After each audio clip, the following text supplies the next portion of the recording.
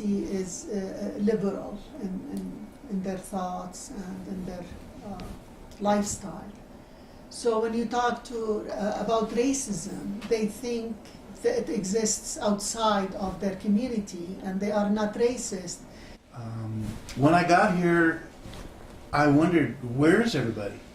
Because I had grown up in a community where there was a lot of diversity on the West Coast, Berkeley, California. And when I got here, it seemed that Boulder was primarily white. We included white privilege to balance the ideas and to bring the idea across to people who really are maybe not racist, but they are privileged from the system of racism. In 1989, the city had a task force on racism. So I remember 3 of us, an African-American woman, a Latina woman, and myself, going to the city council and testifying and saying we would like to see Boulder become a racism-free zone. And we had 2 groups, an anti-racism committee and a Jane Addams Children's Book Award Committee. And those 2 groups came up with the idea of offering Reading to End Racism for a week in Boulder. We got the superintendent of schools to read. We got some Boulder football players to read. We got quite a diverse group. Our hope is to really talk about what racism is and what the harm of racism is. All of our books are books that, at least the books we recommend, are books that show the harms of racism and mostly how it's resolved, what's done about it, how an ally helps, how the individual gets beyond the hurt of the racism. Altogether, we read to elementary schools and middle schools, and then starting with Danielle's work at Boulder High, we trained high school kids to be readers. And they're very well received by the children. They're very popular when they come in the classroom. At the end of last year, there were at least 15,000 kids that had participated in Reading to End Racism. One of the things that we do in the training is to have the reader think about the question you asked us. Why are you doing this? And it's amazing what comes out. Now, the people of color who are readers don't hesitate. I don't have that question. It's mostly the white readers that become very academic until they're pushed a little bit to think about it. And this is important because the first thing I ask readers to do in the classroom is to tell the kids why they're there. What is it that brought me? Why am I here today to talk to you? And this is what I've experienced. And that has probably more impact than anything else they do in their 45 minutes with the kids.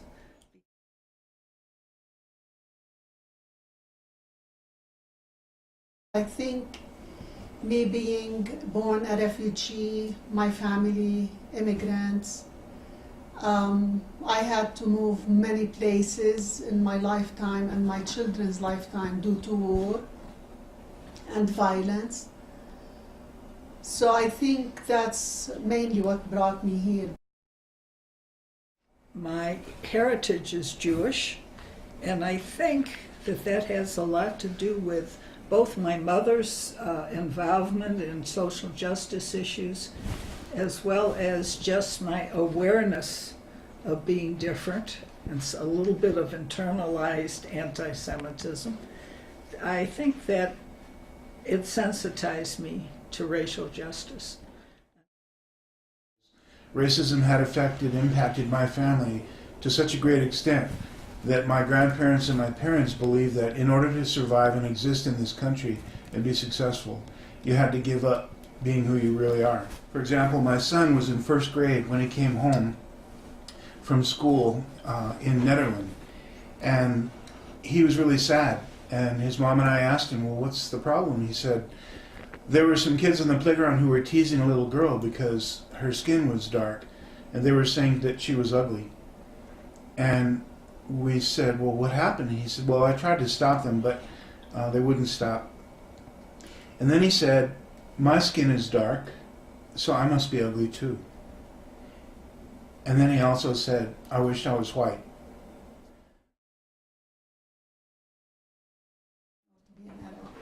When I came to Boulder and I was trying to fundraise for some of my events, I met with a woman who was very rich, and she gave me a check for $3,000. And while we were talking, she was asking me who I work with, what do I do, and explaining to her what I do. She told me that it's easier to live with the slaves than the Mexicans.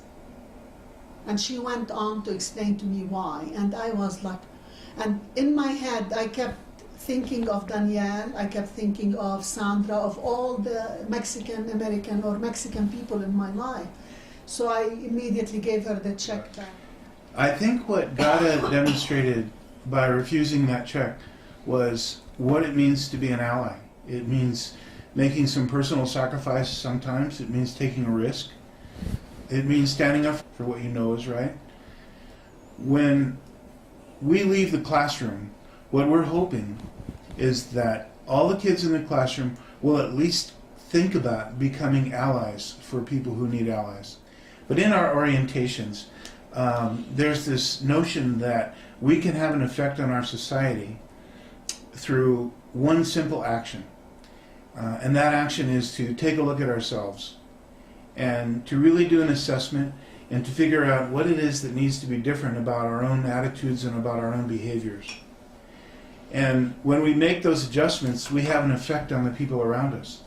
We have an effect on our family, they have an effect on their friends, they have an effect on the schools, they have an effect on the community, and in that way it kind of ripples out.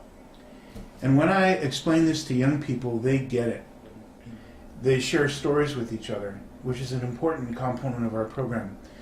It's through sharing stories that we can begin to learn about each other, understand each other, begin to have compassion for each other. And it's hard to discriminate against somebody that you care about. The beauty of the program is that we encourage the kids to talk and to explore and to talk about terms like tolerance or prejudice or racism.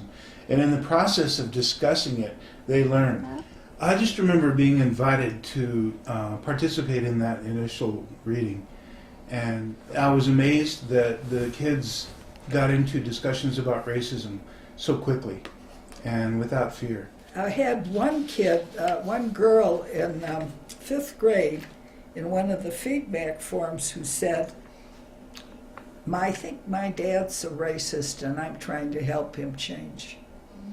Sometimes in the stores, I see young people and then they come and say hi, and you read to us in so-and-so school, or I attended Reading to End Racism. One of them once just did this to me with a CD, and he worked at Target. And I said, what is this? He said he became a hip-hop poet, and this is his CD. And he said that one of the first influences was someone who read for him at the Reading to End Racism. Like a lot of other kids, after he was read to, he became a reader and was a very strong reader in our program. Mm-hmm. So the program has really inspired people to do different things, anti-racism activities in the community. Every time we do a reading in a classroom, you can tell that kids are affected by what happens. One of the discussion questions that we've developed was actually presented by a group of young people. And I just wanted to bring this up because it's a question that none of us ever thought of. But it was a question that these young Latino boys thought up. What do you think it feels like when someone is being racist? And a lot of kids will come up with, maybe they put other people down because they don't feel that good about themselves. And so then the next logical step is, maybe one thing we can do to help end racism is to help everybody feel better about who they are. And I thought that was pretty profound coming from young people. Really? I hadn't heard that coming from adults. And what it includes is the element of forgiveness and incredible courageousness. If somebody is being mean to you, is being racist to you, these kids were saying, well, maybe we should try to understand where that's coming from and try to help them out. So that was profound to me.